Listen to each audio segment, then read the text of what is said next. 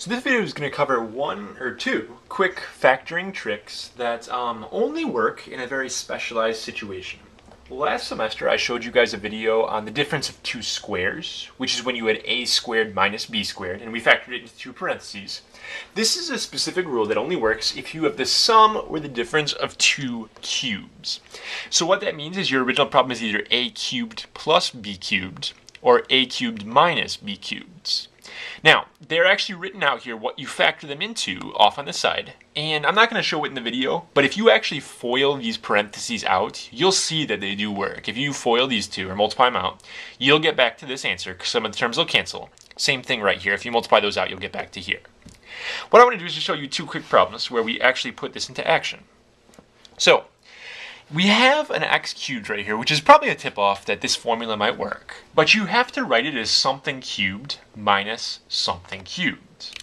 Or in other words, what I like to do is have kids write this as parenthesis cubed minus parenthesis cubed.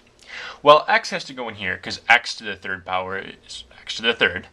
And this number right here, 4 to the third power, is 64.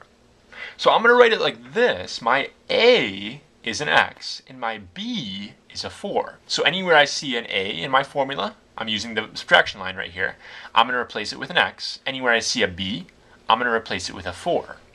So just plugging into my formula now, using my little factoring shortcuts, I'm going to get x minus 4, and then I'm going to get its a squared, so it'll be x squared, plus ab, so plus x times 4 is 4x, and then plus b squared. So b is 4 again, so plus 4 squared is 16. This is my factored version of my answer here. And that's really all we're going to do with it at this point. You could solve these parentheses if we wanted to, if this was equal to 0 or something like that. But that's a pretty good answer factored right there. One more for this video, and you can see, again, we have an x to the third power, which is a tip-off. Okay, we might be using this sum or difference of two cubes. But we have to write it as something cubed plus something cubed if we're going to actually make our formula work. Well, in order to get 8x to the third, what needs to go in this parenthesis is actually a 2x. Because 2 to the third gets you 8, and x to the third is x to the third. And over here, 5 to the third is 125.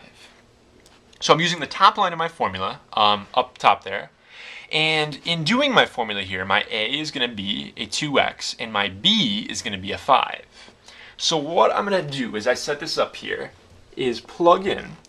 First one is going to be, it's a plus b, so it's going to be 2x plus 5. And then I have a squared. Now 2x squared means 2x times 2x is actually 4x squared, careful with that part, minus a times b, so minus 2x times 5 is minus 10x, and plus b squared, so plus 5 squared is 25. So here is my factored answer using the sum and difference of two cubes.